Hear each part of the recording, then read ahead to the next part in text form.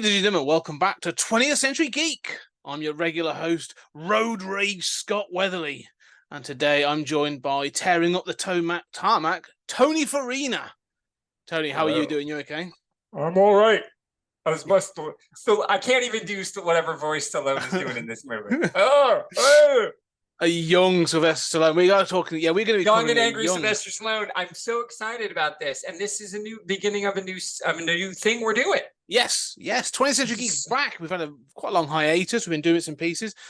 Go over and check the sister podcast, Stories Out of Time and Space, because that never stops. Those guys, you and Julian, never sleep. There's two of you, each four. There's four. You guys have figured out the way through the mirror universes. We were just talking about a little trek. Yeah. You do a little mirror universe versions of Stories Out of Time and Space, which would be great. I would love in the mirror universe of Stories Out of Time and Space what that show's like. I'd be interested. Yeah. In another universe, like you say, Julian and I probably sort of disagree even more. But But yes, no, today we are starting a new little project that is spawning out of a conversation that we had about films that are made that are based on stories, short stories mainly, that you don't really know about. People don't identify or don't recognize or don't even know that they are based on a story. And we're starting with a film that many people have probably forgotten about as well. But it's a goodie. Been made multiple times. We're going to be talking about Death Race 2000.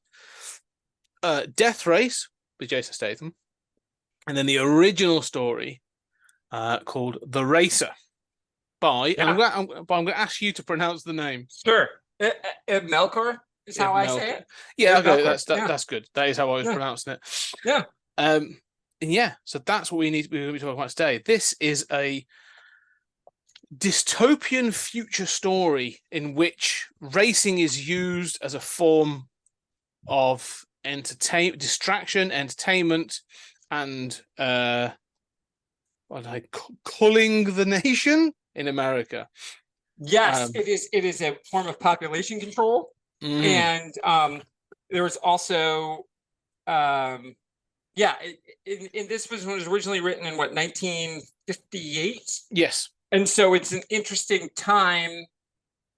And then the movie's made in the 70s, and then the other movie's made in 2008. So we've got these interesting ways to kind of redo the story. But So in 1958, and this guy Ed Melcher, he's not even American. So I think it's an interesting look at American racing culture, as it were. If you say, I had a look at his oeuvre, his other things he's done. There's a lot of like war stories in there, a lot of World War II kind of stuff. So this is a bit of an outlier, and weirdly hard to get hold of. Like, you've got it in this book that we've found. Real, it's called Real Future, Real with 2 E's. Yes, short story collection.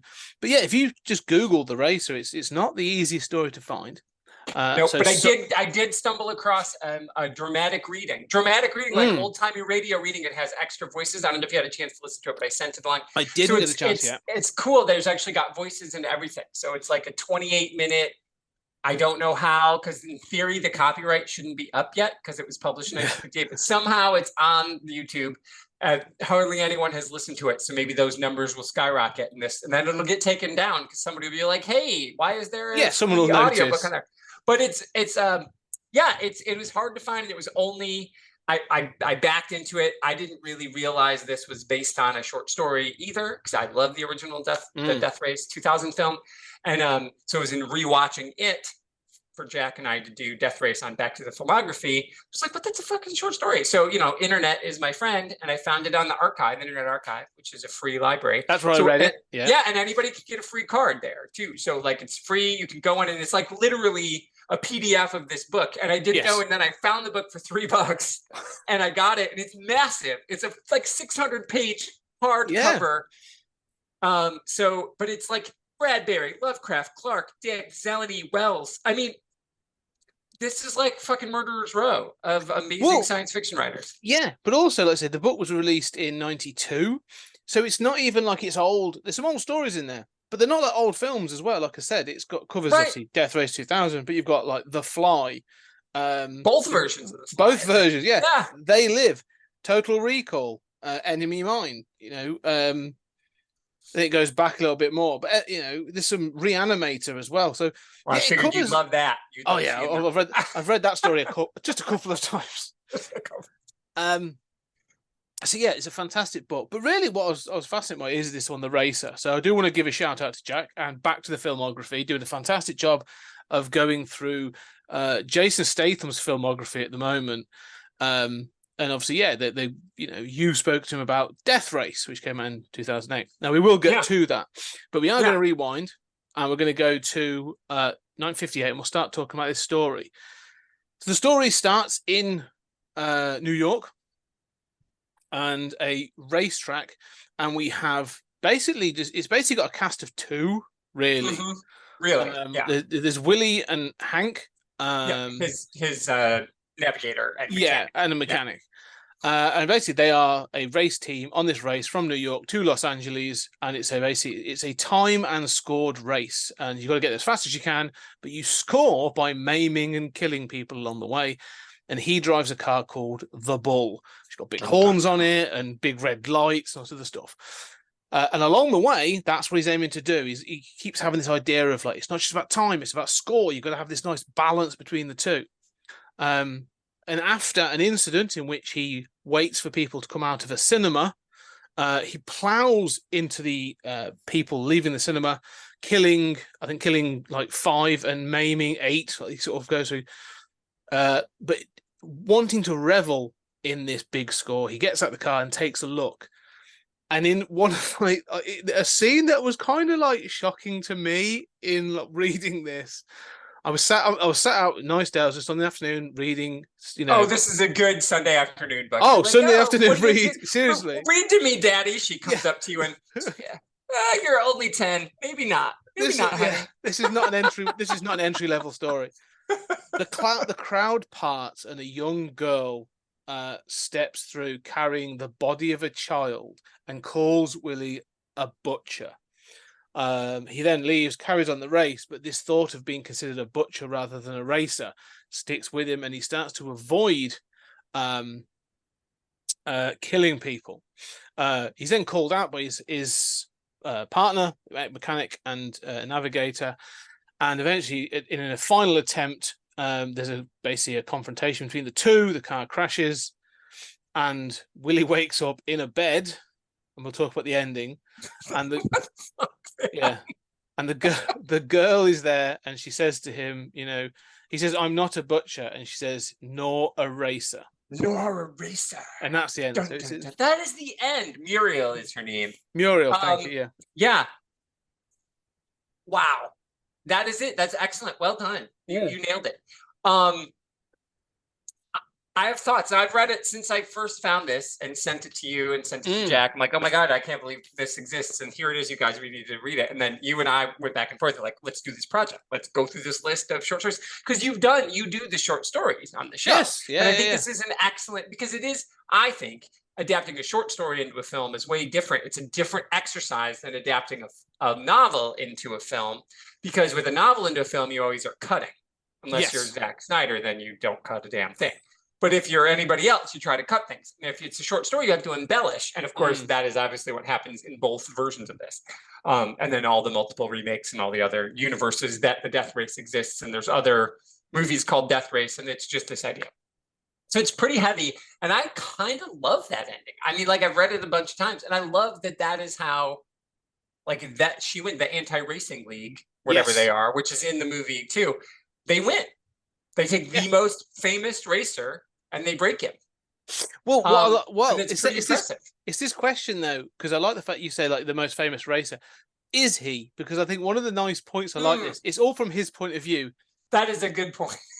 He considers himself the greatest racer. He's won the previous, I think he's won previous 3 or something like that. So he considers himself the greatest racer, and he has this sort of philosophy of carnage versus time. But even Hank's, his engineer's a bit all right, put your ego back in the box, please. Right. I just want the bonus. Yeah, exactly. Yeah. He's because they get 100. This is 1958, so the winner gets $100,000, and then if you break a record, you get a $10,000 bonus. And Hank, it's 25%. So he's already in his mind because they've won years ago. Yeah. he's already spending his $25,000. And you're like, well, hold the phone, Hank. Yeah. I assume Hank doesn't live. We don't know. That's the thing, do we? Like, We don't know. There's a crash at the end. But let's go through this thing. I love the introduction, because there's this thing about the racetrack and sort of, you know, the descriptions of the cars, and in the films, obviously we'll get into it, there's a lot less, but there's like loads in this race, and they're released at 15-minute intervals and stuff.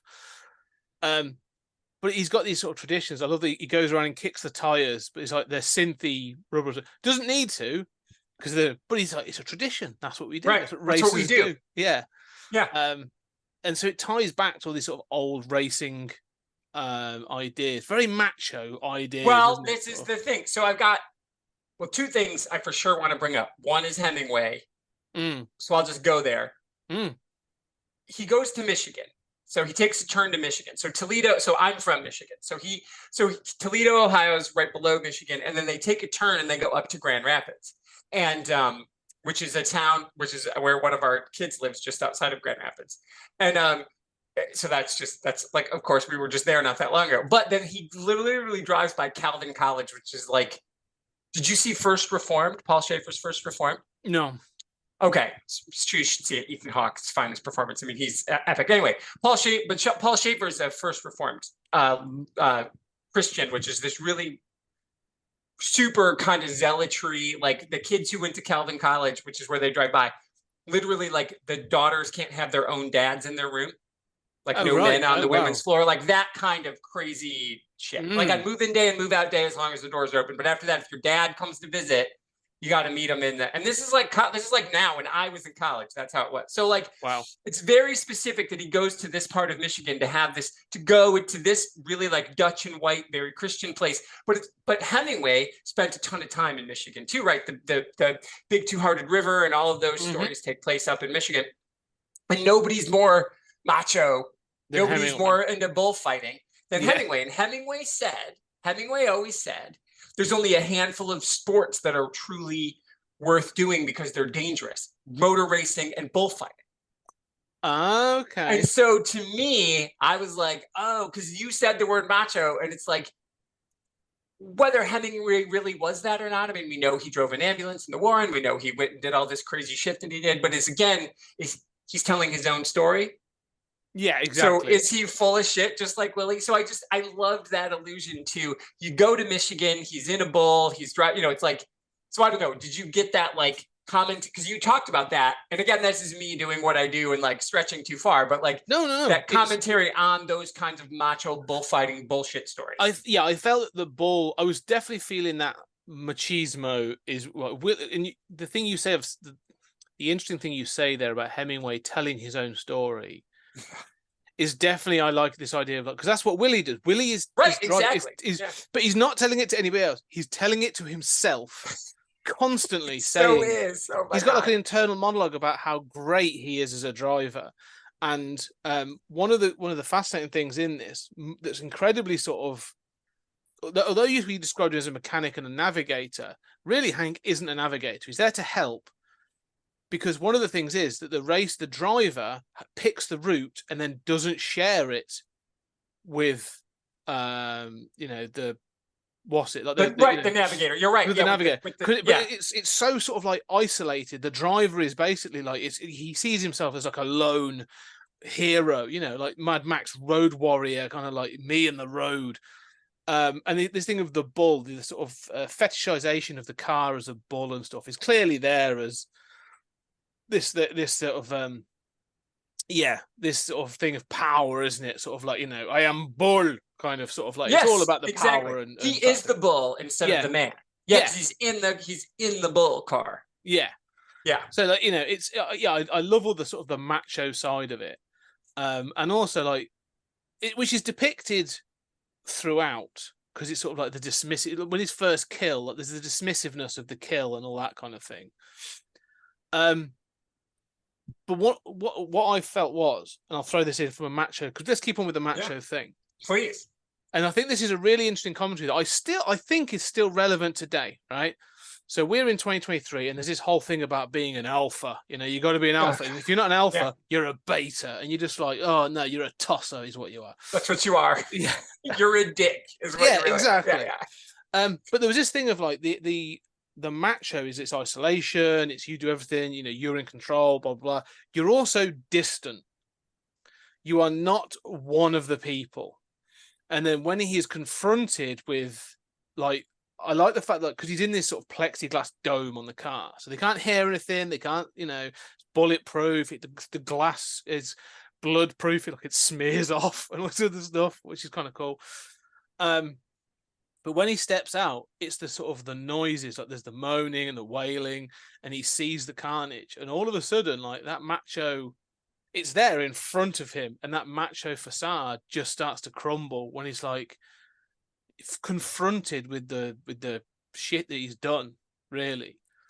And I like the fact that it was like, yeah, machismo is kind of fragile and is just a facade. 100%. No, it's all true. It is. And I do think that, and especially because then he gets out of his dome. He's not in a car that's moving hundreds of miles an hour. These are people just out on the street. And then his whole thing, because Hank says, why would you go to Michigan? That's like, because, you know, Michigan, there's no through Michigan. It's a door. Like we always say, Michigan is not a door, it's a window. Like, like you know what I mean? Like you're not going, like you're getting kind of. You're not going there to go somewhere else. Way? Yeah. You know, you're good. Yeah, it's not you don't pass through it because there's lakes on all sides of the peninsula.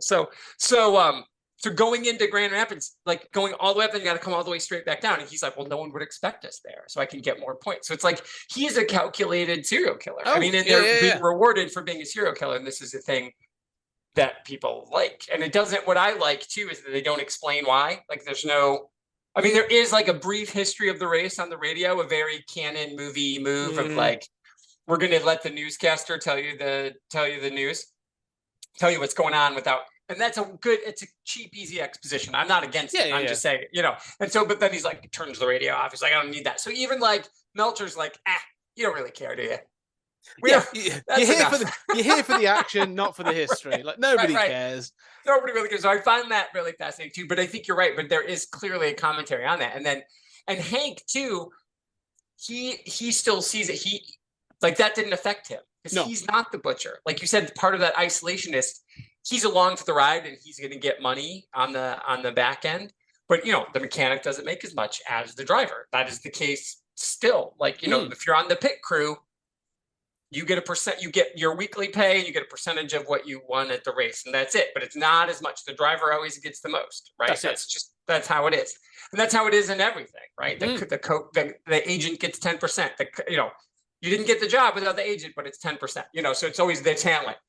And so, of course, but when the talent falls apart, it changes. And so it doesn't affect, Hank doesn't fall apart because he's not doing anything. He doesn't. He's literally a passenger. Yeah. Well, he maintains that distance, doesn't he? And it's that thing, isn't it? Like, you know, of like, say, there's less machismo with Hank, but he's almost like, what I thought was interesting as well is because they're not friends. They don't feel like there's any friendship between them.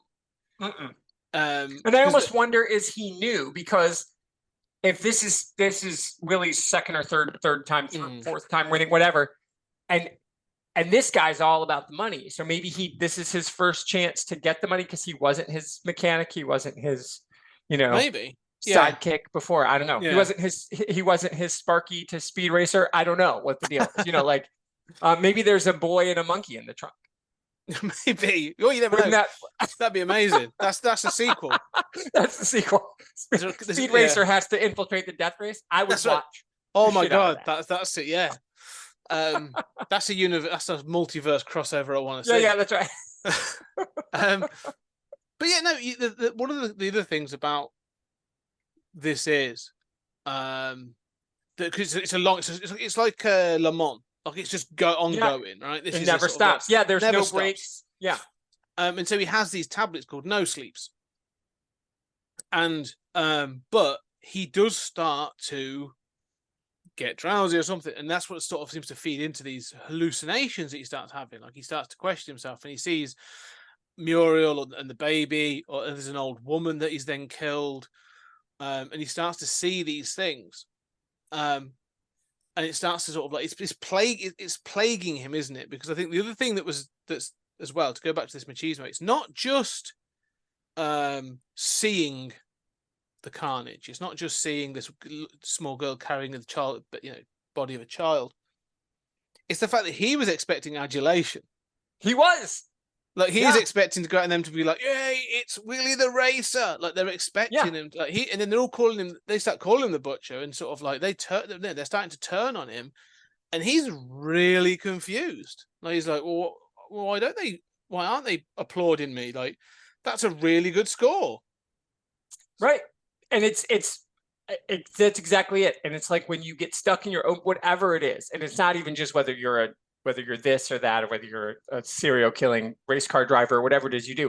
If you never are open to criticism because you're literally in a blood-proof bubble, then and the only person with you is going to tell you whatever it takes to get you across the finish line because he's got skin in the game. It's $25,000 to him, right? So he's like going to say whatever you want. You got it, boss. He's that guy. He's not going to say no. When you're constantly surrounded by yes men, when you finally hear no for the first time, that's a big shock, and that is true of all things, right? But I mean, one of the things that it was funny. One of the things that sort of came to me, because I do feel this is kind of prescient. We've said about the machismo kind of thing. But the other thing was that jumped into my mind that in that scene was this idea of like when billionaires tell you they're doing stuff and the whole world just goes, "Eh, all right, well, good for you, carry on." Nice. Like, and then these billionaires get a little bit like, "No, look, I'm going to space," and you go, "All right, cool, well done. See you tomorrow." Yeah. Like we don't care. And there's this kind of confusion that comes from like people like Jeff Bezos or Elon Musk when they do things and they don't get this sort of. There is a group, there's the sort of like tech bros that will give them that adulation, but the majority of the audience or the majority of the population just sort of just shrug their shoulders and carry on and go, "It's that rich dickhead being a rich dickhead again." Like we'll just. He literally built a giant penis. And that's the thing. It's exactly right. And the thing is, and who you're impressed by is like the right stuff, like those folks, like Jaeger, like when you think back of like a Sally Ride, like you busted your ass to be an astronaut. You had to jump through hoops. You had to be physically fit. You had to be smart. Because like the thing that everybody forgets about astronauts, they're not like, we always focus on the Jaeger, and when you think about like the other shows like For All Mankind, that show is amazing. The main characters are always like the ranger is the guy, is the Willie, right? Is the fighter pilot who's can do, but the rest of the crew like have scientists. PhDs, right? Exactly. They're like, I had to go to school and be physically fit. You have to fly the plane, which is not hard. I'm not pretending that's hard. You did training too, but I also did training. And so like when you see the rich dickhead build his giant penis rocket, you're like, I mean, it's because you have $1 billion. Yeah, exactly. It's not because you didn't work at NASA and design it. Like you weren't a scrappy kid from, Alabama A&M and you went and you got a lacrosse scholarship to get a physics degree and you like came from nothing. You were not that. You're just this guy. I mean, you worked hard for your $1 billion, but we off the back of a lot of other people, right? Probably, we reward you for going to space. We as people, I think we reward those amazing things because you worked hard to do it, as opposed to you were just given it. It's like in sports, it's the same thing. Like sports, athletes are heroes to a lot of people because it's fucking hard. Yeah. We recognize how hard this is. We can't do that. We've all played football. We've all played baseball. We've all played whatever sport you're watching. And you're like, I can't do that. Yeah. I can't stand there and have somebody throw a tiny ball at me at 110 miles an hour and I'm going to hit it with a piece of wood. That's not going to happen for me. So that's fucking amazing. And we respect the game because Elon Musk couldn't hit the ball. No. He couldn't go to space if he couldn't build his own penis chip. Well, exactly. Yeah, I'm with you. Yeah, that's totally true. Yeah. And that's So I kind of like that this is sort of saying all this stuff. Comments on the race trying thing. But one of the things, obviously, he does sort of crumble at the end because he avoids killing on several occasions. He intentionally loses. He's a loser. Nobody likes him. Nobody likes Willie. Yeah, I would totally run that baby over. Yeah, that's exactly it. And so, but when he gets to the end, I want to get to him because we want to jump onto the films as well. when we get to the end, that ending, there's a crash. And he wakes up in bed, and Muriel's there, and he sort of confronts the ghost of Muriel. Let's be clear. Well, no, we don't know. We don't know. Is it hallucination? We don't know. It's not clear whether it's really Muriel. Like, 'cause she's like, I heard you calling my name, and I knew you meant me. Like, yeah, they reported that you said Muriel. Yeah, yeah. So it's weird that this young girl sort of like has this like, you know, really sort of destructive line that like smashes his ego. In like, you know, he's like, I'm not a butcher, nor a racer. And I'm like, oh, burn. Like, it was a sick burn. You burn. And you know what, though? Goes back to your machismo commentary. A woman saying no to a man is the thing that a man can't stand the most. Yes. Like a bro telling another bro no, or like, let's fight it out. Let's shoot hoops. Let's play pig. Whatever. Let's do the thing that bros do. We'll arm wrestle. We'll do that Bond move where we put our arms together and drop a lit cigarette in there. Right? Remember what was that one in? And, you know, like whatever the thing is, whatever the cool Bond thing is that they do. Right? Got you, son of a bitch. Right? That big bro arm flex. Nothing gay about Predator. You know, that thing. All of that is what men do. But when a woman says, no, not impressed, what can he do? Yeah, that's what's brilliant about it. So it is the way to the end of machismo is. Yeah, he's completely sort of like dismantled in it. Like, and I kind of love it. I love that it just leaves it there. There's no comeback. There's no like, you know, denouement where he went off to win another race with it. No, it just stops there where he sort of like, nor a racer. Yeah. Like, and it's cool. In the audio version I sent you, it lingers. Like the sound lingers a little bit. There's like a wah, wah, wah at the end. It's like, fuck you. It's so cool. And I think like if people hadn't read it and didn't know that was the end, they'd probably be like, well, damn it, he didn't finish reading it.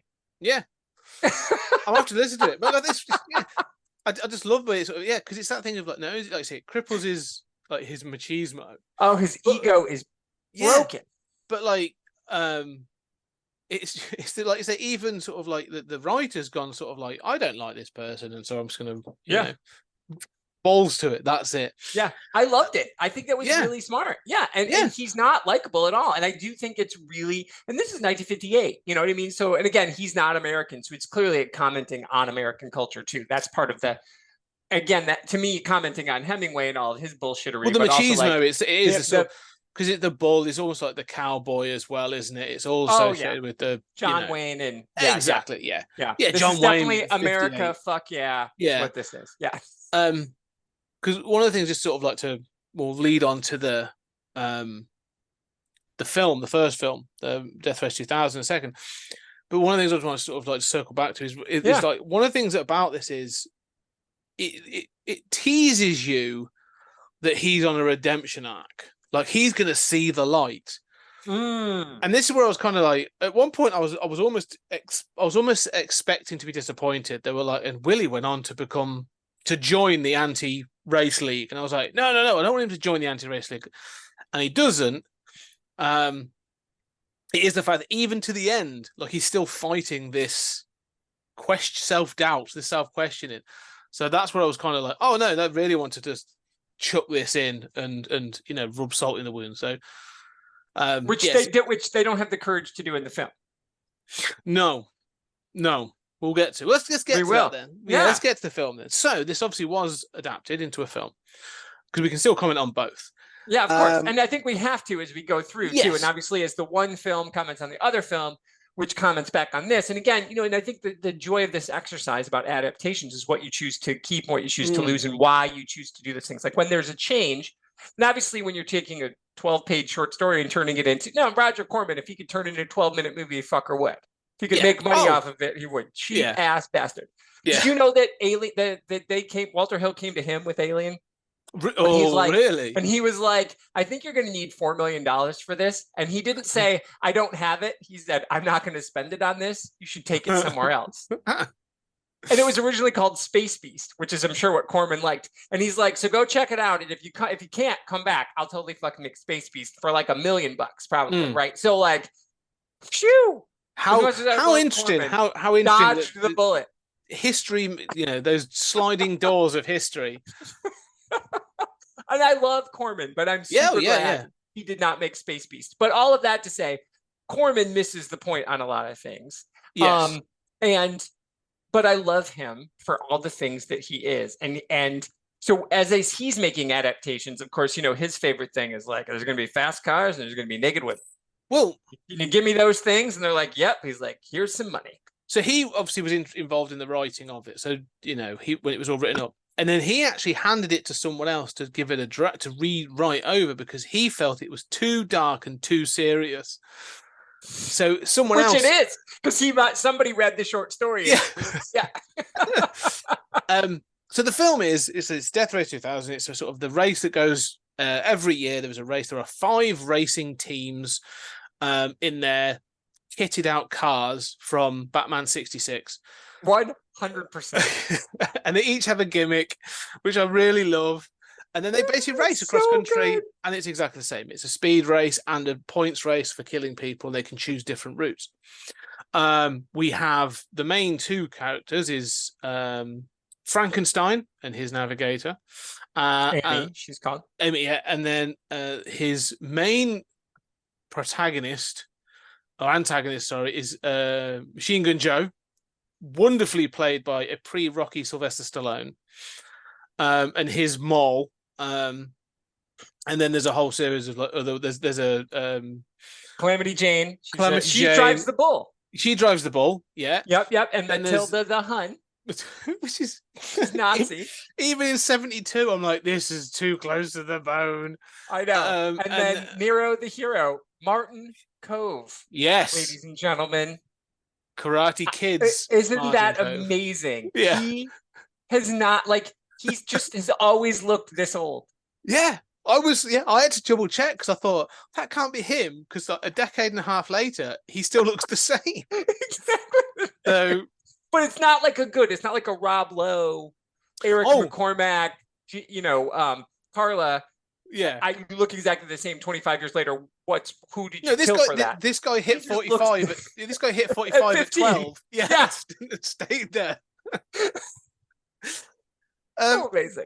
So they have this race. They have these teams, and it's basically this very similar sort of. The race itself is very similar in that structure. They have to kill people, but we find that the anti-race league is a much bigger establishment, and they're going to use this race to bring the 20th anniversary. The 20th anniversary to bring down the system. And the Frankenstein's navigator is a plant, and she's the one that's going to kill the president when they get to shake hands. And throughout the race, the whole thing happens, and basically sort of the people are killed off, boom, boom, boom, throughout it. Eventually, coming down to Machine Gun Joe and Frankenstein, and then there's a big reveal at the end that Frankenstein is actually intending to kill the president as well. He has a hand grenade, which is possibly the worst pun. I love it so much. Talk about Batman 66. Yes, that was when I was like, oh, this is 100% exactly what I thought it was. Oh. Which is a hand grenade, just for the audience. It's a hand grenade in the palm of his hand. Yeah. That's it. So it's a hand grenade. Because there's a whole line. There's this comment why do you never take that glove off? And he's like, and then he turns it into a weird sexy time thing with the glove. And then when you find out later, you're like, wasn't that a little dangerous? What were you doing? But just really weird as well. But so weird. Yeah. But you do discover too, that's the big reveal. And this obviously continues on in the rest of the W.S. Anderson verse and in Corman's own 2050 with Manu Bennett, who took all the cocaine before they started shooting that film. It's so bad, but I love his performance. He's like 11. Right. I've not seen it. I may have to watch that. I mean, I loved him in the Arrowverse and all, but he is in. He is all in on that performance. I'm sure he's like, I get to meet Roger Corman. I better take all the coke. That's what it feels like. And maybe he's just that good of an actor. But the best part is you learn, he says to Annie, he's like, I'm not Frank, because the myth of Frankenstein is he was destroyed here and he was this and this, and they keep rebuilding him. There's been these tragic accidents. Vader. I mean, clearly Roger Corman saw Star Wars. Right? Because this came out in 75. Yeah, 74. Yeah, so this is before Star Wars. Star Wars was 77. Oh, you're right. Oh my God, it was. This influence, I should say as well, because I think the influence of this at the time is kind of heavy. because not only do I think Frankenstein influenced Darth Vader. You're right. He did. It was the other way around. You're totally right. Wow. A certain Carlos Esquera was influenced by His look. by 100%. Frankenstein for the very first draft drawing of Judge Dredd. The cape 100% was removed, but yeah, it's all there. It is there. So anyway, so he says, I was raised in some government facility to just be the next Frankenstein, just like everybody before me. The Frankenstein's new every year. They kill him off at the end of every year. And she thinks he's kidding. Like, that's not a thing to joke about, Annie. Why would I say that? But I mean, he's already, because he takes the mask off and turns out he's not ugly. He's just David Carradine. And I'm like, well. Yeah, you're not ugly, but you're not the best looking guy either. So let's. Stallone's like 22-year-old Stallone's over there. Yeah. I'm just saying, let's calm down a little here. But yeah. So anyway, that's the little trick that, the purloined letter. I'm not going to give Roger Corman too much Edgar Allan Poe love, but that's the purloined letter that he says it out loud. It's right in front of us. This is what it is. And then, then he blows Mr. President up. No, he doesn't. Well, he sort of does. We'll get to the end. We'll get to the end because it's a bit of there's a sort of a twist and all sort of stuff. Yeah. Now I want to call it. But that's his plan. Yes, that's his plan. Yeah, and it's sort of hand grenade. Yes, is amazing. But Stallone is giving it his all in this. I think he's given the Manu Bennett performance in this as Machine Gun Joe. He's the Willy character. Like his whole thing is Willy. Like he's this thing of like he's always come second to Frankenstein. No one seems to sort of like he hasn't got the adulation that some of the others. Like there's a whole bunch of neo-Nazis in the audience for which is hilarious. But what I thought was hilarious is when they don't like him and they start chanting for Frankenstein, he gets up and starts opens fire on the audience. I know. With a Tommy gun. So he's opened fire on the audience. So Stallone's loving this in performance. So my question was, do you know, does he historically love this performance, or like does he look back on this with disdain like he does some of his other things? Is he proud of his? Because a lot of people look back on their work with Corman and are like, fucking yeah, I work for fucking Roger Corman. So recently, I don't think there's a sort of funnily enough, this is the period when Stallone was really trying to make a big break. These early 70s, you'll see him trying to turn up in all kinds of different bits of films, and it wasn't working for him, which obviously led to Rocky. So from what I know, is he's not unhappy with it. So he's been happy to talk about it, but it's one of those where it's like it was a job kind of thing. Where he's like, yeah, I did it because I was trying to break in. I'm trying to sort of have this breakout performance. I was trying to do something, and that's why I think it is what it is. But it's just weird because of still who Stallone is. Like watching it back, this young guy, and you're just sort of like, wow, this is interesting to see him doing this. Well, it's because, and you and Max did Nighthawks, and which of course could have been the sequel to French Connection, which would have been amazing. And it sort of is still a sequel to French Connection. And he's even puts on a dress in that one, but refused to shave his beard. That's still the weirdest. That's my favorite part of that film. Yeah, is that he goes undercover in drag but doesn't shave his beard. I'm like, wow, that 70s macho. That is way too much. But yes, I know that's where he thought his career was going to go. And that movie didn't make the money that they thought it was going to make. Also, maybe they shouldn't have told everybody this was going to be the sequel to The French Connection, but those guys aren't in it. Maybe they should have not told everybody that, and people would have just gone. It's a really good movie. And of course, he's a great writer. He is really a good actor. But at some point in time, you make the choice. Allison and her husband Cody and I were just talking about Tom Cruise, how at one point Tom Cruise made the choice to be Tom Cruise instead of being an actor. But when he acts, when he shows up for the other Paul Thomas Anderson in Magnolia, he's really good. Even in Tropic Thunder, which again, that movie's problematic for all the reasons, he shows up and he acts. He's good when somebody else is telling him what to do, when he's not Tom Cruising it up. Stallone, this was him trying to act, trying to do a thing. And then, like you said, realize people really like this. Yeah, this is him. Yeah. Like, there's I think, Rocky is him acting at times. I think he can do it, but this is more of a like Rambo 2. No, right. It is Rambo 2. That's it. That's the funny thing is because like he acts in Rambo 1 very well. He acts really well in Rocky. And all of the Rocky films, 3 and 4 are what they are for a reason, but he's not acting very hard in 3 and 4. No. Right. And then he tries the other things. And I know when he made Oscar and he made Stop or My Mom Will Shoot, but then it's like, dude, you made Copland. Like, there's movies out there for you. You're you.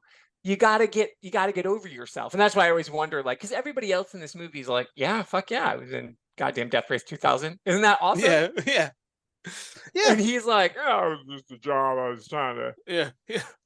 You don't you man. You know, oh, yes, Mr. Stallone. That's exactly how we feel. That's exactly how we feel about it. We feel the same way. Yes. Yeah. Mhm. But yeah, no, he's good fun because I do like the fact that he's always a bit like he hates Frankenstein with a passion. And he doesn't know that it's a new guy every year. Like he thinks it's a guy with bionic arms and a new eye and all this other stuff. So I kind of like that antagonistic relationship that they have throughout it. They have a fight later on, and again, that make you when you realize that he has a hand grenade in his hand, that's when you're a bit like, "What? That seems dangerous." Yeah, it seems a little. Yeah, and I loved the and then Stallone could have been doing his own stunts, but there's clearly a few. It's clearly not. Oh my god, have you ever seen the Keenan Ivory Wayne's "I'm Gonna Get You, Sucker"? Yes, love it. Okay, it's almost that level of. Yeah. There's a great scene for people who haven't seen "I'm Gonna Get You, Sucker." First of all, what is wrong with you? Run and watch that movie. But there's a scene where like the old African American grandma, is suddenly like a white guy with a mustache in her dress, doing backflips. Man. Yeah, and it's so brilliant. And there's like moments of that in this where it's like, wow, that's Coleman for you. That's Roger Coleman for you. But to me, Coleman would be like, but see, Stallone was smart. Stallone plays dumb. So like he's like, I'm not gonna get in a fist fight. I'm not doing my own stunts. Like I'm not. Have to. You're not paying me enough for that. Like when it's my own movie, I'm gonna do my own stunts. But this is not. You're not paying me enough for this. That's it. Yeah. Get a stunt man, and he did, and it's so bad. And I almost feel like that was Corman is like. I had to. I ain't gonna lie. He got the grip. Yeah. Right. He's like. Put the microphone down. We'll do this rest in ADR. You get in there. He's like, I'm like 6'4". He's like, it's fine. Yeah, fine. Nobody will notice. That's right. Yeah, and that's it. I'm 6'4" and I have a handlebar mustache. No one's gonna notice. Don't worry. It'll be fine. Yeah, it's perfect. I mean, this is such a Corman film in that respect. I look, all the cars, all this footage of the cars is like super sped up. So he invented that, right? Yeah, I think so. My Dust. Yeah, like that's the one that Chris and Dave did with young Ron Howard, and they put the camera on the hood and then they speed it up. Yes. So it's like, it really makes you sick. And then it's like the movie's already only 119 minutes. Yeah. Like half of it is in fast motion. Again, I think Zack Snyder is a great filmmaker, but the anti-Zack Snyder, he's like, fast. This is we're cutting. We're almost at 91 minutes. Yeah, that's an extra reel. I'm pretty sure Roger Corman was like, "Can you really drive at 170 miles an hour?" Well, we can't do that, Roger. All right, well, we'll just speed it up then. We'll just speed it up. I'm sure he asked. Yeah, I'm sure. Yeah, we've got the road blocked off. Yeah, and they're like, do it. Still just no, do it. Roger. Still no, boss. But I do love all those effects because it's really funny, especially when they hit like a speed bump or they hit like a crater in the road, like and the car just juds and it really fast. So it looks kind of silly. But this film, one of the things I thought about this film is because it's clearly it becomes a satire. This film very quickly becomes a satire, and it put another two films in my head actually. But one of the things I loved about it is not so much the racers, because that sort of becomes a very straightforward kind of story. Yeah. You've got the anti-race league and the female, the older woman who's sort of like the head of that. No, it's the sports commentators I loved. I love it. Grace Pander, Junior Bruce, who is the real Don Steele. Yeah, who is like a DJ. He's like really a DJ. Yeah. And he's he's of course in Rock and Roll High School, and he plays the DJ in Rock and Roll High School, who does the same thing, who does the commenting there.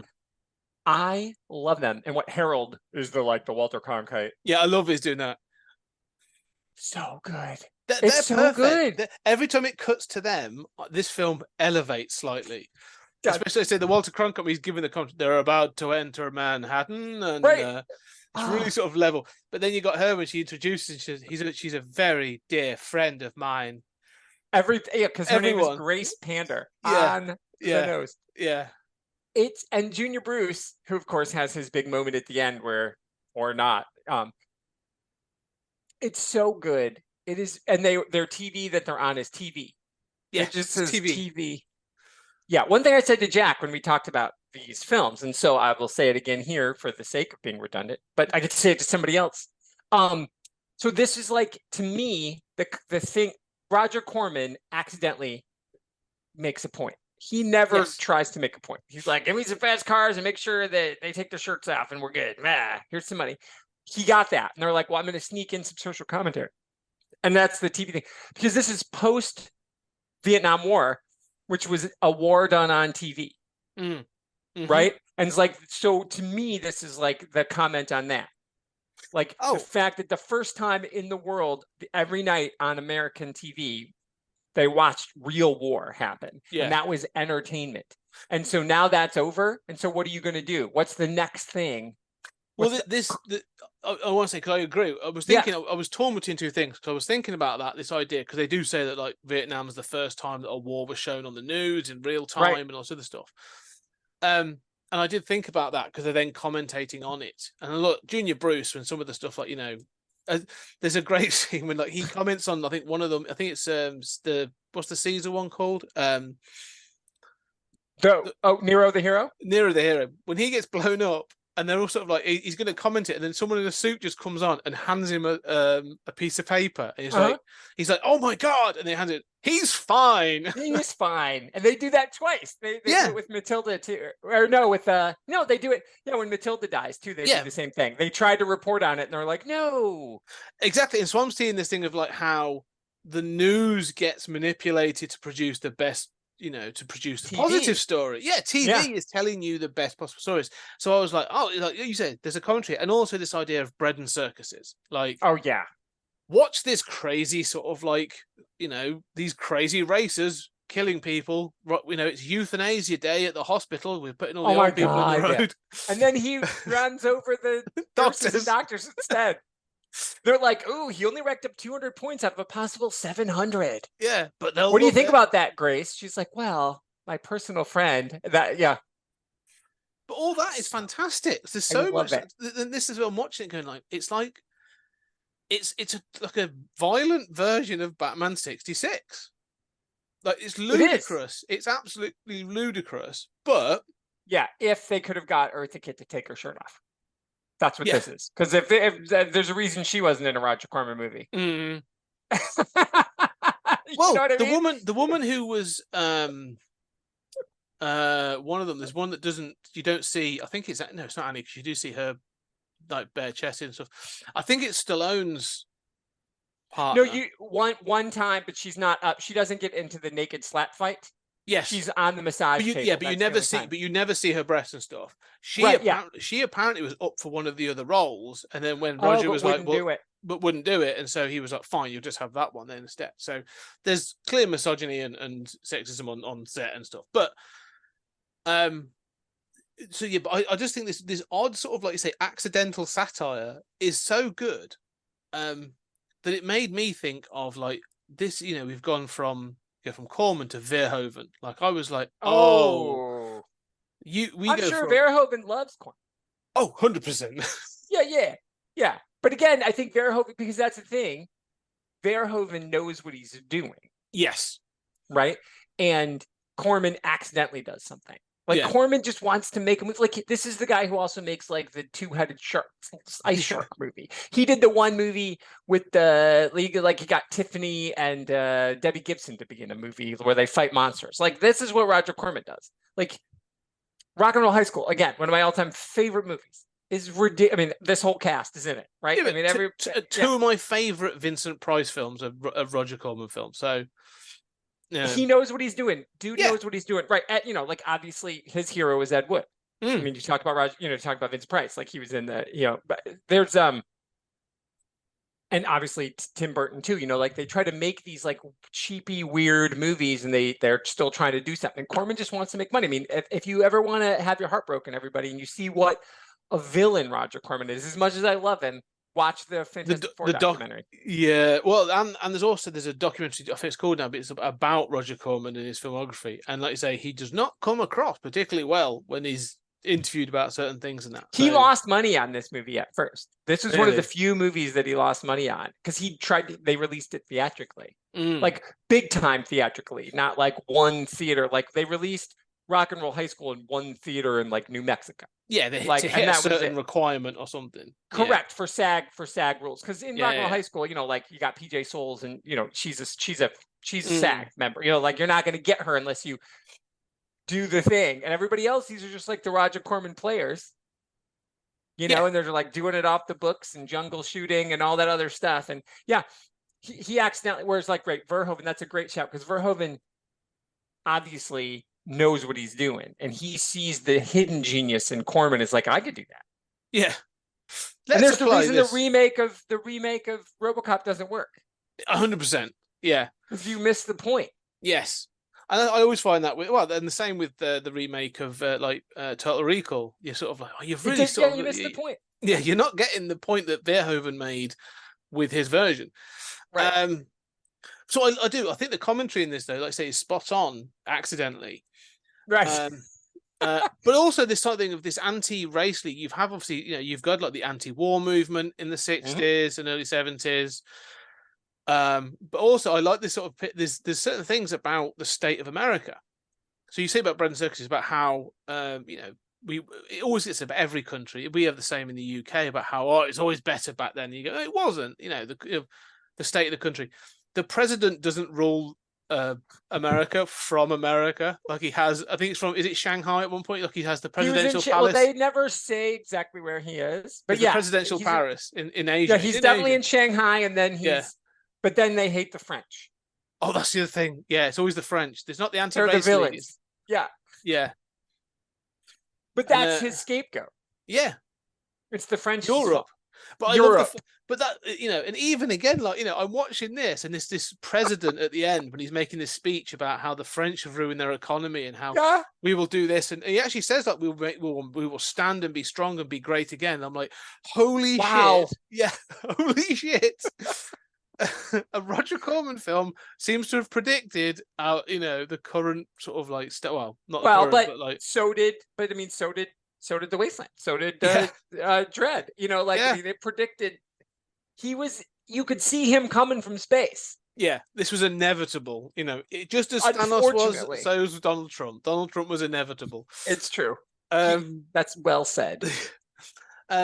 But the twist at the end, so we'll get into the twist in the end is obviously that Frankenstein actually is probably not killing the president and bringing down the system, and sort of Annie's going to do it as well.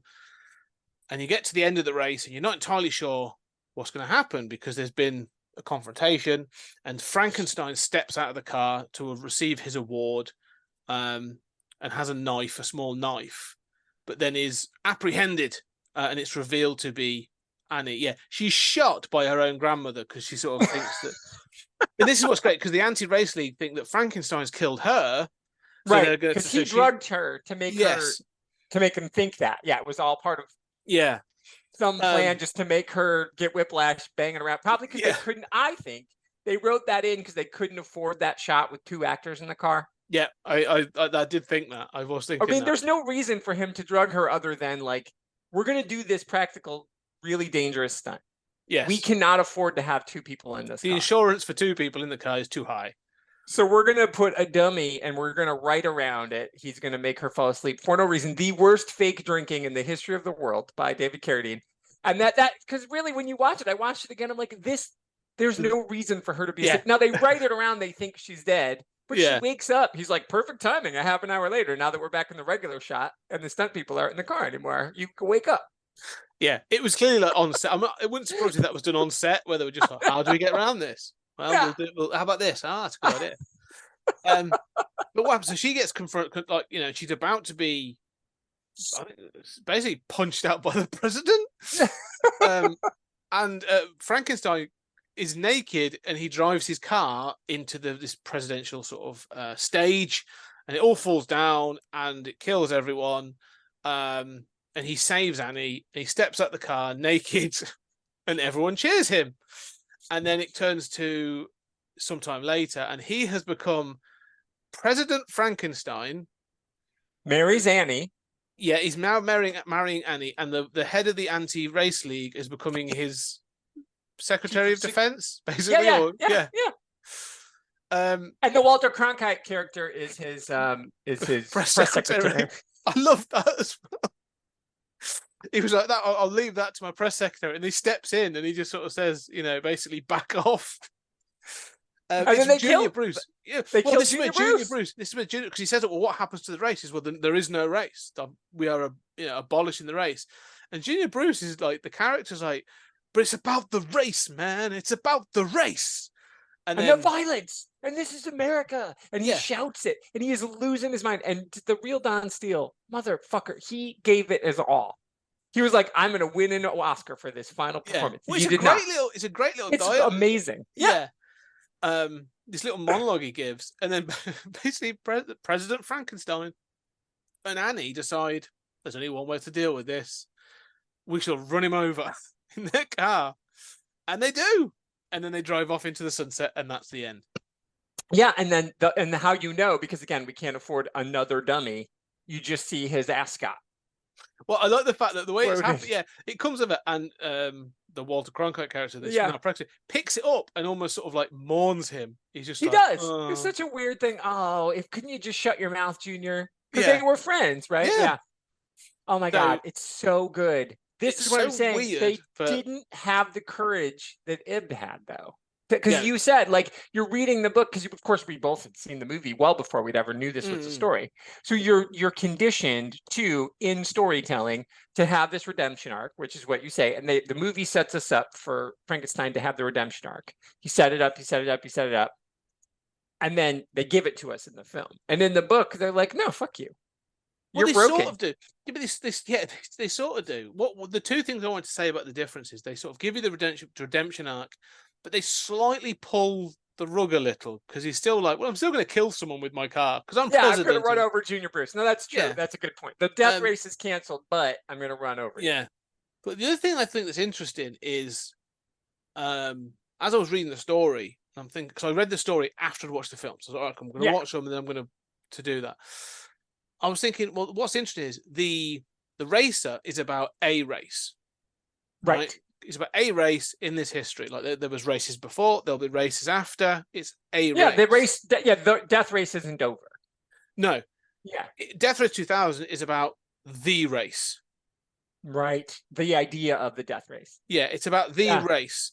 And so it goes bigger and it becomes the last race. That's this idea. Like they always say, don't you, if you're going to make a film, you make it about the most important story. This is about the race. And that's like, when you said about you adapt it, that's exactly what you do. You extend it to cover the concept of the race. So I completely agree with the decision that was made. Well, of course, you got to add things. Obviously, the Frankenstein character is interesting, obviously, as opposed to the Willie character. Keeping the bulls, knowing what to keep, keeping the anti-racing league. Yeah. Having this commentary on whatever it is. Like, all of that. Yeah, it was definitely. And again, Corman backs into things. He's like, I can make money on this. He happens to just hire directors and writers who want to tell a story. Yeah. And then he's like, can I make money off of it? And sometimes they tell him no. Mostly they don't tell him no, but like it depends on where they are in their career, if they're willing to say no to him or not. If they're willing to be like, no, I'm not going to do that thing. But like Paul Bartel, clearly he's actually in Rock and Roll High School. He's the teacher in there, and so like clearly he's part of the family. The new family line. Corman. Yeah, the family Corman. But he still was like, I'm going to do this. Like, he still had a story to tell, and he told it. And because, as long as you can give me cars and boobs, you can do whatever you want. Yeah. And that's where it gets in its own way. Corman films get in their own way sometimes, right? Whereas, like, we're getting Verhoeven, as you say. He's like, of course there's going to be cars and boobs, but that's the commentary. Like, the shower scenes in Starship Troopers, that's the joke. That's the commentary. Like, this nudity is intentional. Yes, it's not. We know it. Yeah, it's not supposed to be gratuitous. It's here for a reason. I'll do that. Leave that. Wait a second. I'll do that in Basic Instinct. But like, Right. But yeah, no. I feel like I say there's certain scenes that like are unintentionally funny as well. That was like when Stallone's Machine Gun Joe gets misdirected and he takes on that path and he finds the fisherman who's just like, oh, I know who you are. You're Frankenstein. He gets really angry. He gets so bad. Yeah, and then basically chases after him down the river, which is amazing. It's that car, and they did that. And again, the practical effects, like they had to do that to that car. Like I don't even understand. And I know just cars are built differently. This is the 70s. Cars are made of steel, so you could do that. But these cars still look like they were made of plastic. His rubber dildozer front thing, big you know, knife is brilliant. I love it. He too is, like you said, he was definitely on 11 the whole time. And they're just like, some of those scenes too, it's probably like, well, Roger, I know you want us, you know, we're only at 62 minutes. Well, there's this shot over here. We don't need a permit to shoot by this river. Again, go get your dad. We'll put him in this fishing gear. We're not going to kill him because we don't want to see that. We don't have the money for that, but we'll just do this. It'll be funny. Go. Yeah. That's how I feel it was. It was all very... Oh, there's lots of little scenes of that. I mean, but then, like you say, there are scenes as well that feel intentional. Like I said, there's the joke, they get to the hospital and it's a euthanasia day and there's a bunch of old people stood in the road ready to be run over. And there's bits like that, which I find are like brilliant. They're just brilliant. I love it. And again, it is all about this idea of what is happening. Why are the people worth points? There's clearly something there. There's something, like when you think about who's worth more, the old people are worth the most points. And the reason the old people are worth the most points is because, again, the commentary is, and this is true in America still to this day, we don't want to take care of old people. We just want to use you up until you die. That's our thing. So if you are no good to us, if you're not producing and you're just like, you know, sucking the teat of America, we're just going to euthanize you because you are no good to us anymore. And that is how we still treat old people in this country. And it's interesting that he's in the president's in Shanghai, which is the opposite. That's not how it's done in China or Japan or Korea. That is not okay. Your grandparents come back to you. Like there's always multi-generation. Like one of my friends from college who's born in Seoul, and then they moved to America when he was 5. But like he still had, you know, cousins who still just lived with like they never, like when he'd go visit his ama, they were all living in the same house. Yeah. You know what I mean? Like there's no old folk homes in Korea, in South Korea. That's not a thing. No, we don't do that. Now, if you are rich and you choose to maybe go into assisted living because that's a choice you have, that's going to be a big deal. There's going to be a stink. The family's not going to like it. But it's an embarrassment. Right. Because it's an embarrassment to them. But here in America, we're like, meh. You're ugly and old. You smell funny. You smell funny. Get out. Right. So that is brilliant. It's a brilliant accident. It's not the filmmakers, the directors and writers put that in, and Corman just let it go because he's like, can these two have a naked slap fight for no reason? They're like, yep. He's like, okay, cool. Whatever commentary. Yep, I'll leave that in. The final thing just to mention, obviously, is the fact that this is the president, but it's not the United States of America. It's the United Provinces. Of America. Because I'm sure we've taken over Canada and Mexico. I'm sure. And it's a big fist with a power symbol on. So there's clearly like the fascist symbols and stuff in there as well. And they even wear the little fist pins. Yes. Yeah. So I thought, again, like little things that, like, you know, they're just little details. Like it's not a big deal that they make. There's no big thing of the flag. There's no big thing. It's just there. And offhanded comments when they refer to it as the United Provinces of America. So those are the things that I think, that's what I'm saying. So I feel like, and as we move to the W.S. Anderson movie, which he misses some of the point too. But again, you bring up Verhoeven, which I think is good. Because like, I think when you think of other writers of the time, we talked about Rod Serling earlier, and, you know, like being a great American science fiction writer. Well, one of the other great American science fiction minds was Roddenberry. And Roddenberry had the Corman sensibility where he's like, you know, like the reason there's a lot of the Star Trek, they're like, why are they in an old West town? Because they were shooting at Desilu Studios, and Lucy was like, we've got this scene. They're like, yeah. And, you know, and Roddenberry was cheap. He's like, we'll write an episode. We'll get it. We'll figure it out. They'll go to the old West town, country, world, whatever. And so he totally had that sensibility of use the same uniforms over and over. That's cheaper. He was a cheap bastard, but he had something to say. It was intentional. Whereas he's like, I'm going to save money so I can tell this story. Where Corman's like, as long as I make money, I don't care what you do.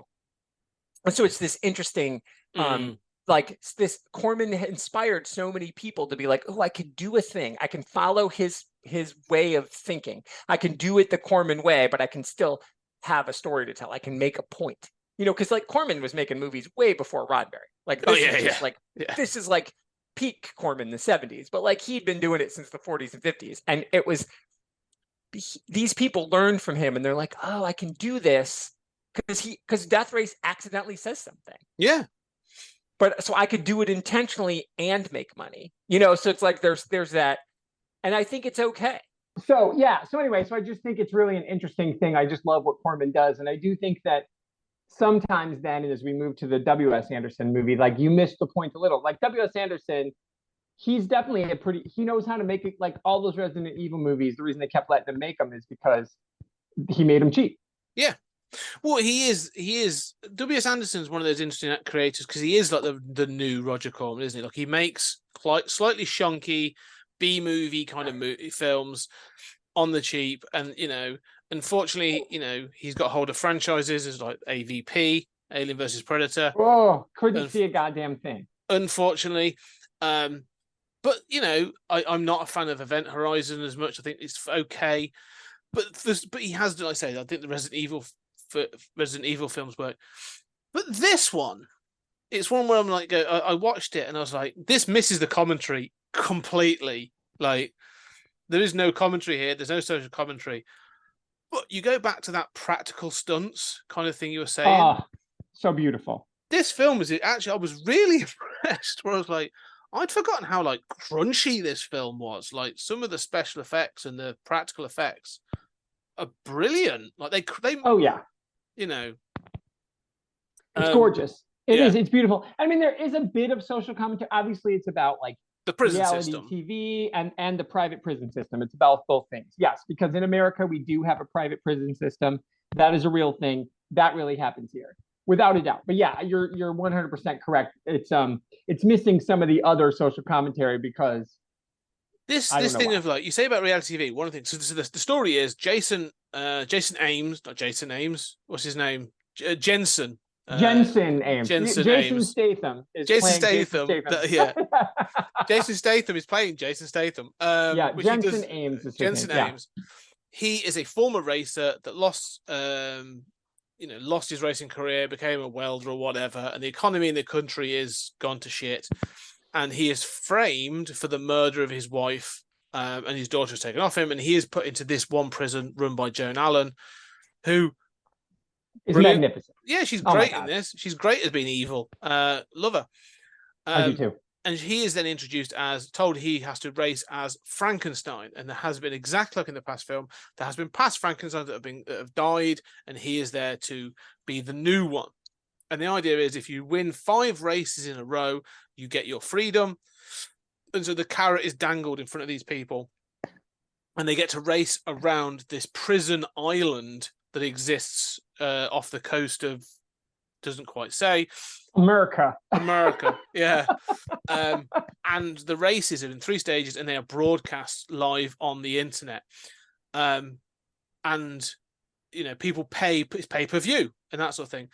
This was in an era when I think everyone thought that was the thing, like not streaming yet, but it was going to be pay-per-view was everything. There was other films that did this. I think of like Stone Cold Steve Austin in The Condemned, which was 2005, did a very similar thing about, basically it was the Hunger Games, but with Vinnie Jones and Steve Austin. Well, I've not seen that, but obviously I need to. Oh, you do. It's amazing. It's so ridiculous. I love me some Vinnie Jones. Yeah, he's great in it. Like, yeah.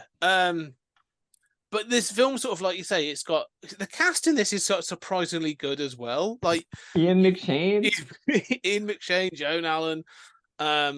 See the guy who plays the head guard.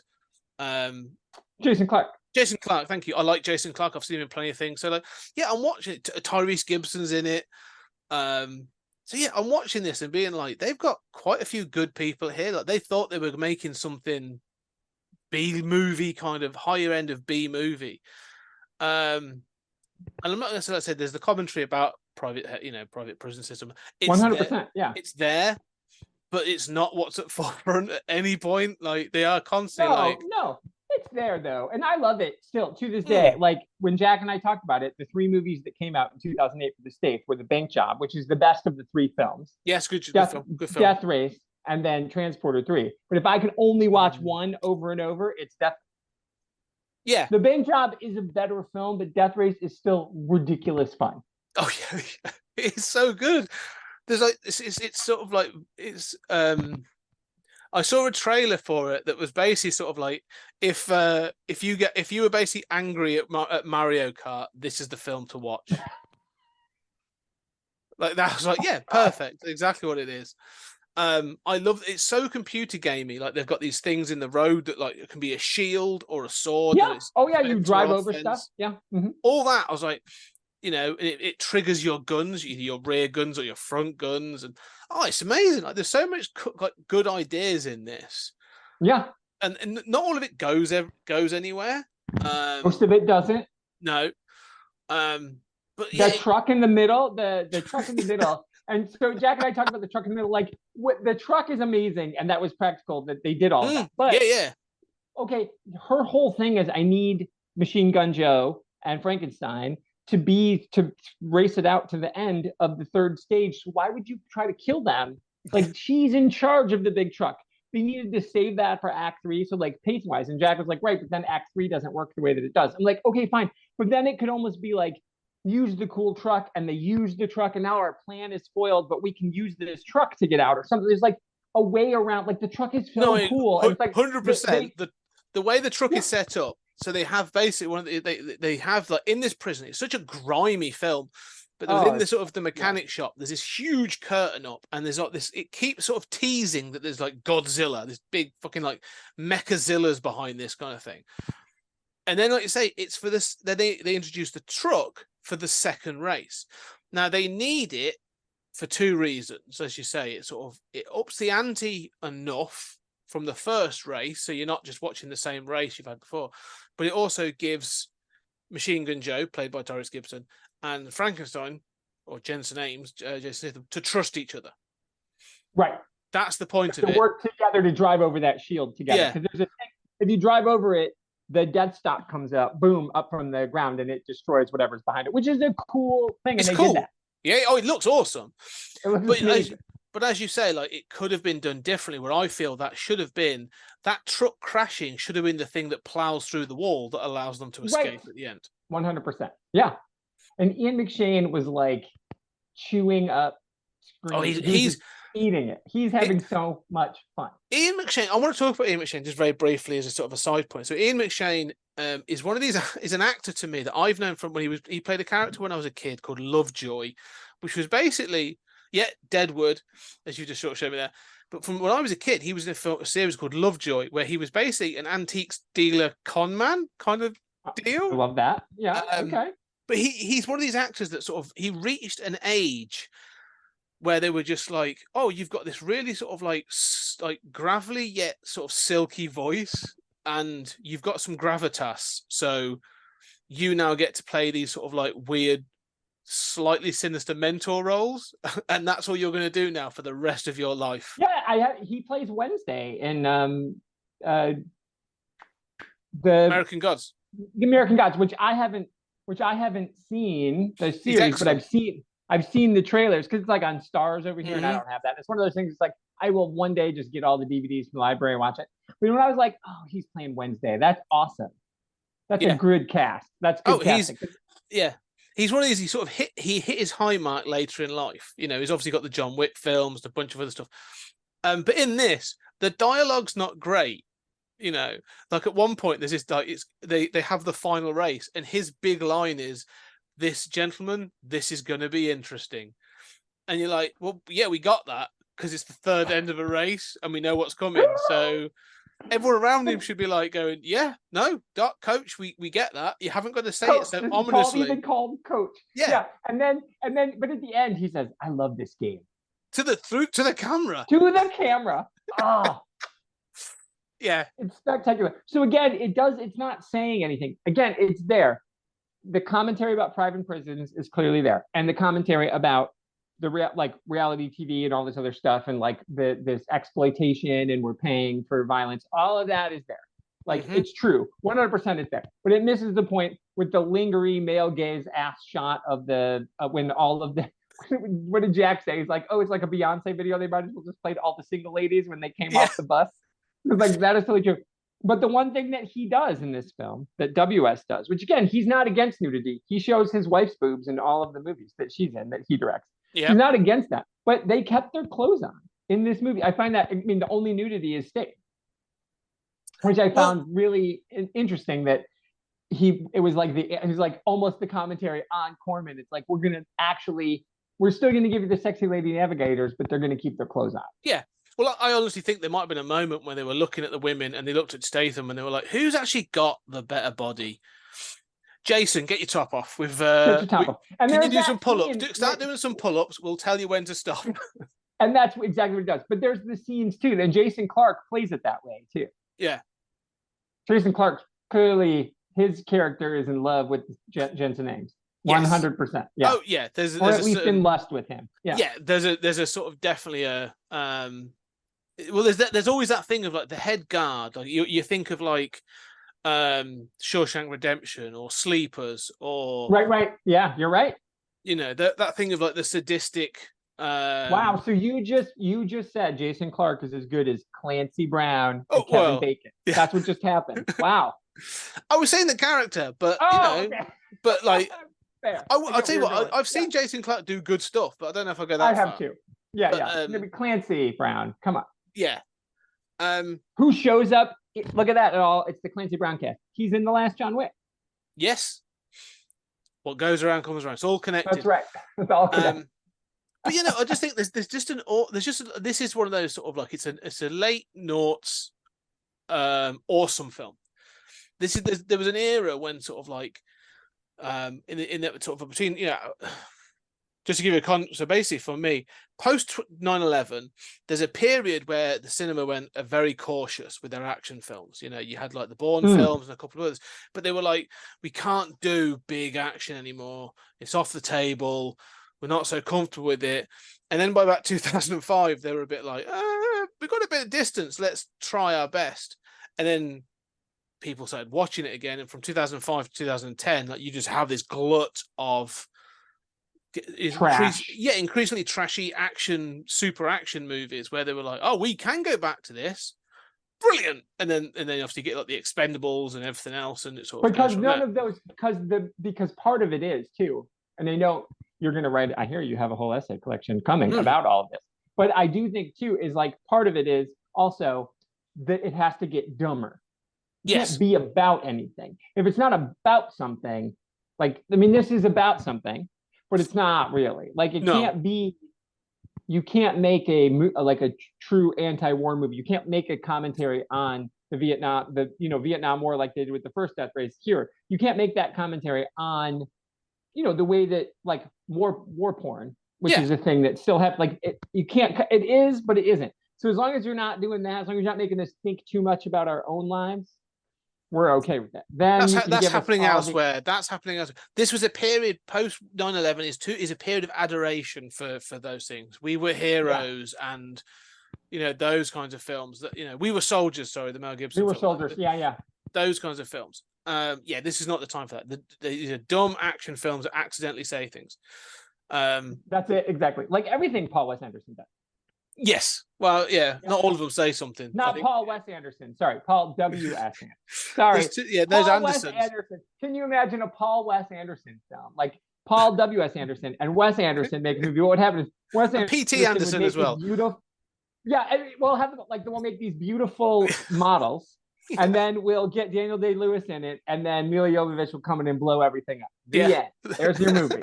The cast is Bill Murray, Daniel Day-Lewis, and Mia Djokovic. Mila, I would watch that. That sounds amazing. That's how we get. That's how we get Daniel Day-Lewis out of retirement. Yeah, Anderson. That's what it's called. I'm here for that. Anyway. So let's get to the end of this. So really, So I think. This film, let's circle this back round to the story. And I think this is the thing is we wanted to sort of go back because I think this we said the story is brave and I think is quite cutting and it has quite an impact.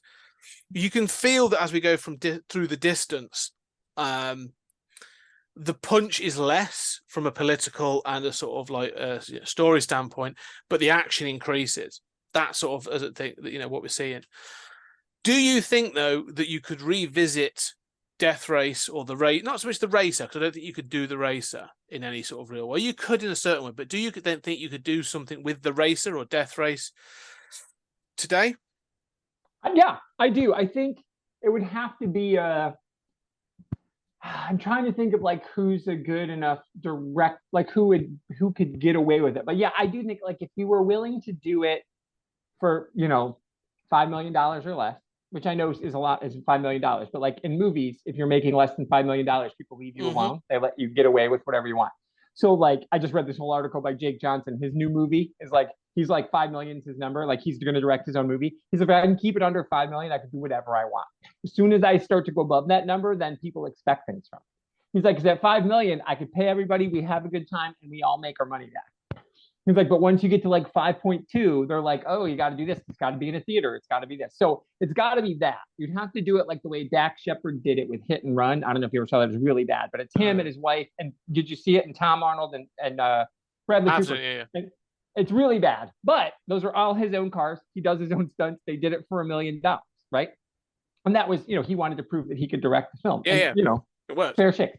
Yeah. So if you do it that way, and I do think you could go back to the original racer and have it end that way without the redemption arc, then I think people would let it happen. If you're going to do the whole thing where at the end of both of these films, the serial killers get away.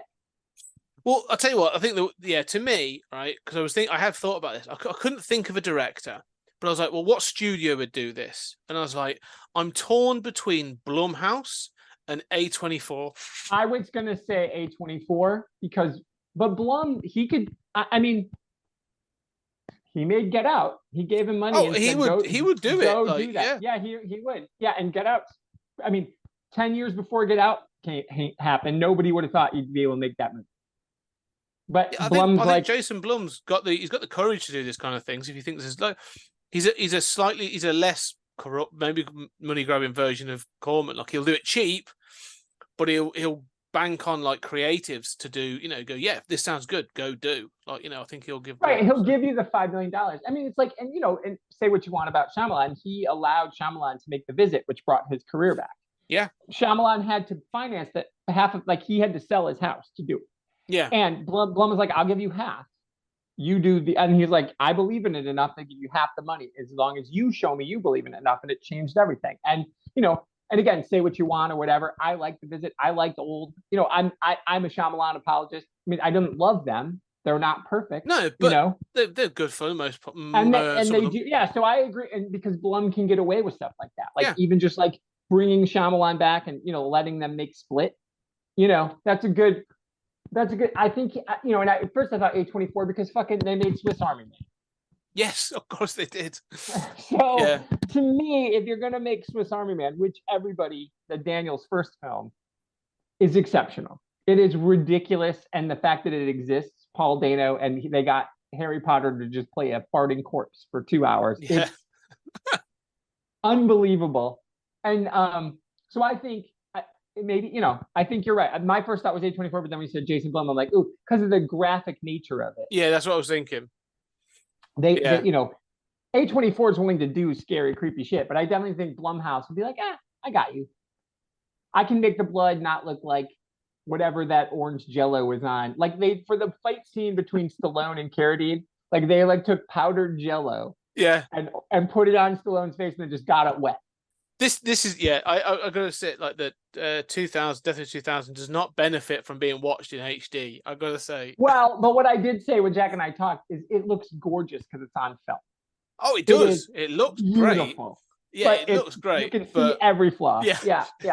He was not expecting you when he made it on film, and it's beautiful. He wasn't expecting you to ever see the flaw. No, you weren't supposed to see the rubber knife that is clearly wobbles. So good. Oh god, I love it so much. Anyway, so I think we could get the right. There's got to be somebody out there. I'm just trying to think like who's a director, and it might even be that there's somebody out there who's somebody unknown. That's how you save even money too. Somebody who's done like some like some of those short, somebody who's just done like a couple of shorts. Who I want to be Frankenstein? I'm going to put it out there, and I think he would do it because he's just crazy enough. Oscar Isaac. Oh, He would know exactly the right tone to set as Frankenstein. That's who I would pick because he would be like, "Oh, I get this. He loves to have fun. and You see what Nicolas he did with Cage and Nicolas Cage as Machine Gun Joe. Machine Gun Joe." There we Sold go. right there. I've sold myself on this film. Yeah, it's happening now. Coming in Yeah. 2025. I'm making it happen right now. That's right. We are manifesting this film. Putting it out in the universe. I mean, the unbearable weight of massive talent happened. That's exactly what put me onto it. I was like, yeah, they're amazing together. I want more of that. God, I love that movie. Anyway, yeah. Anyway, okay, so there we are. So anyway, ladies and gentlemen, that's it. So that's been great. So Tony, we have done our first. This is the first stage of our 7 sort of points. Yes. This has been great fun. We're going to carry on. We got more to do. And the next one's a very different genre. We've tried to keep, it's a bit of a shake up as we go. The next one we're doing is possibly one of my favorite short stories of all time and one of my favorite horror films of all time. We are going to be talking about Clive Barker's The Forbidden, which was adapted into The Candyman. Oh. And we're going to do the original Tony Todd Candyman. Tony Todd. Yeah. Well, I am going to. There is something I want to say about the remake. We will. Okay, which I've not seen. It's not the remake of it. It's a Lego sequel. It's a continuation. Oh, is that what it is? Okay. So please, the Jordan Peele one. The Jordan Peele, yeah. If you get a chance to watch it, watch it. I will. I'll have a reason to. Yeah. Yeah. And we will. So we're going to be talking about Clive Barker, and I think I'm really looking forward to that. So. Anyway, Tony, this is great. I'm enjoying this. We're back for 20th Century Geek. I'm doing stuff. This is the ultimate geeky thing too. This is the ultimate thing. Like when you go back and listen to the earliest 20th Century Geeks and like what your mission is for 20th Century Geek. This is it. It's like all the things that you love, like because you started the story time and then you love to cover these kinds of movies and you talk about like how they exist, where they exist, and who these legends are. Clive Barker's a legend, right? And obviously Tony Todd is a fucking 20th century legend. Dude, I mean, yeah. When he shows up in those Final Destination movies, I'm sure they were just like, listen, Tony, please be in our movie. We'll get it made if you show up for 30 seconds. He's like, all right. Yeah. And then he shows up and everybody else is so bad. You're almost like, wish he was in it more. But he's a fucking legend. And I think it'll be interesting because I have a lot to say about him as an actor. And if he were up and coming now, how much more famous he would be. Like he's a legend to nerds like us. 20th century. Yeah. But like he's so good and such a waste, I think. He should have been bigger. He should have been bigger in the 90s. He should have absolutely been bigger in the 90s. Yeah, so I can't wait to talk about that. I've not actually read the story yet. I've never read the story before. So I'm excited. I've got the big Mondo book. So I'm ready for it. Yeah, this will be great. And then we're going to do the whole thing, and then we're going to end with. Let's go through. I've got them here, so let's just quick. So we are doing the next one is The Forbidden and Candyman. Then we've got one I've never read, but 8 o'clock in the morning. I've read. I love that story. Yeah, okay, which becomes They Live. So that's a bit of Carpenter. It Had to Be Murder, which became Rear Window. So we've got some Hitchcock going on, and I love Rear Window. We Can Remember It For You Wholesale. Becomes Total Recall. Mentioned, so yes. We've got Verhoeven and Philip K. Dick. Mm-hmm. Who Goes There, which becomes The Thing. Oh, more Carpenter. Yeah, which and then we will mention The Thing from Outer Space, but there's no need to sort of really get into it. Yeah, and if we want to talk about the Elizabeth Winstead movie, we can. We'll see. Okay. Sort of a prequel, yeah. And we are going to end on both the film and the story of This Island Earth. And again, soft spot in my heart for that one for lots of reasons. But then we will definitely need to discuss the Mystery Science Theater 3000 version of This Island Earth as well. Yes. Because that was their choice for their only big screen movie that they ever did. They picked that. It's worth it. There's a lot to talk about on some of those. So I'm really excited. So I know this story time, ladies and gentlemen. Sit back, relax. And we're going to be talking about some more stories. But for now, anyway, Tony, thank you so much for doing this. It's been great chatting. I've really enjoyed today. Yeah. Yeah, me too. And ladies and gentlemen, if you do like what we're doing and we're back, leave a review. Let us know. Come find us on X. We are still there as 20th Century Geek on X and all other sensible social media platforms. And we do have a. They're not Patreon. shaped like giant penises. Yeah, that's right. Yeah. One's, they're all run by insane billionaires, but, Right. varying degrees of insanity. And also we have a Patreon, so go check that out, because that obviously covers not just this, but the stories out of time and space. And we're doing Twilight Zone. We've got additional material for all the things we've done over there. One of my favorite ones, we talk about Hard to Be a God, which is becoming one of my favorite stories, science fiction stories. So go check those out. But anyway, Tony, thank you very much. Thank you. And ladies and gentlemen, thank you very much. And we'll see you on the next episode.